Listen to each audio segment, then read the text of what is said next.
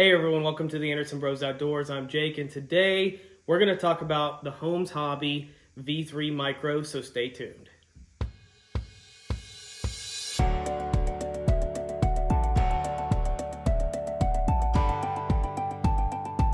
Hey everyone, welcome back. As I said, my name is Jake, and today we're going to talk about this guy. It is a Holmes Hobby Crawlmaster V3, and it is not actually a micro, it's called a mini.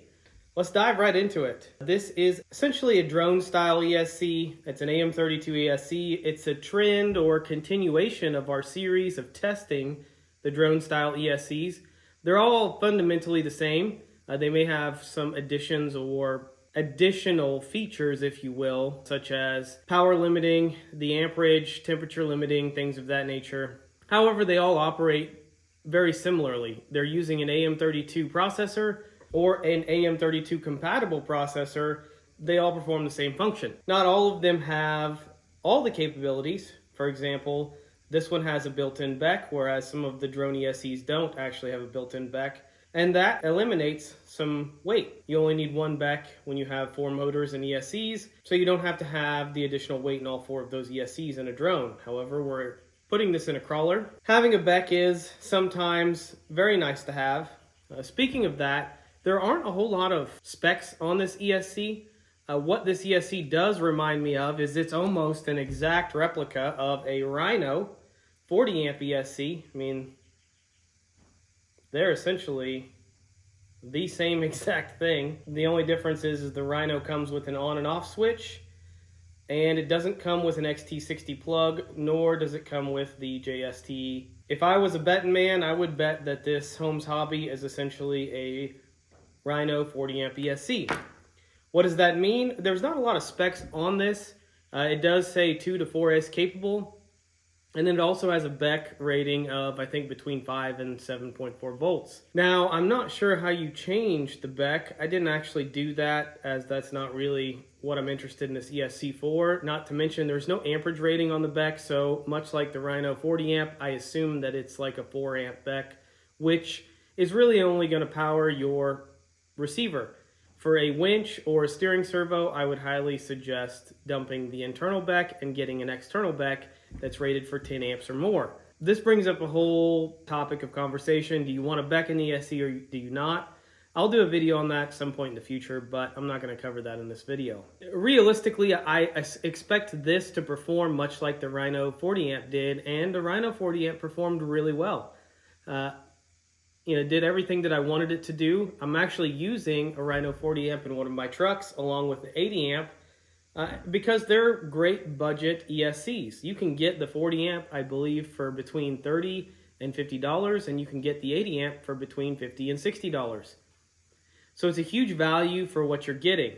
Now, the reason that I say that is because these ESCs actually come with a heatsink, so that's a huge plus. If you're running another ESC, such as the DYS AM32 that's super cheap, it doesn't have a heatsink built in, or capabilities to utilize the heatsink are not there. You have to add a heatsink or fan. And you will want to do that because, as we saw in the last video with the DYS 35 amp, it gets hot really fast. Now, on all of my DYS trucks, I'm running a fan. You could run a fan on these as well. It's not really necessary unless it's super hot outside and you're running 4S.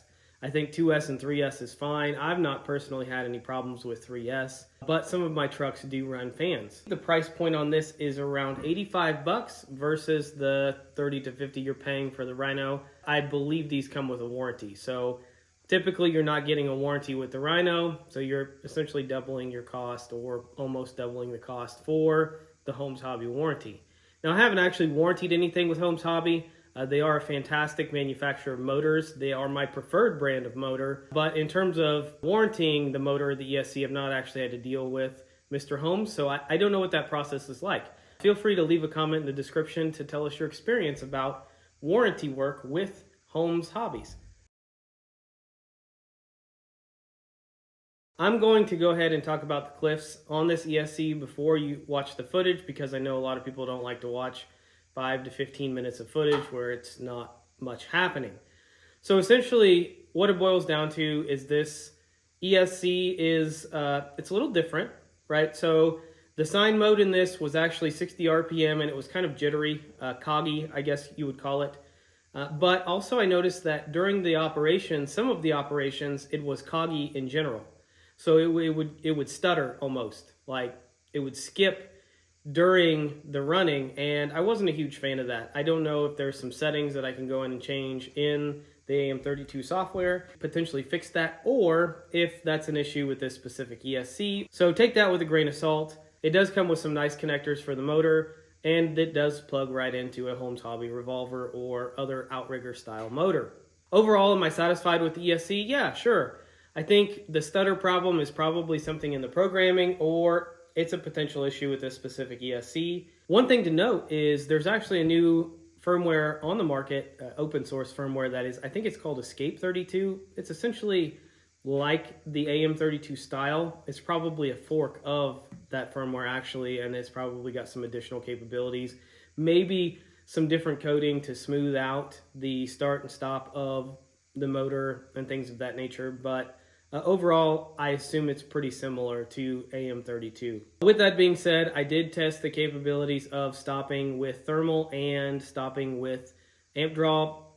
It didn't work. So it went past the temperature that I set it, and it went past the amperage that I set it. So just like most of the other ESCs, the protections don't work on this. That's why I run fans. They're not a whole lot of weight. They're just an added safety feature because I do like to crawl very frequently.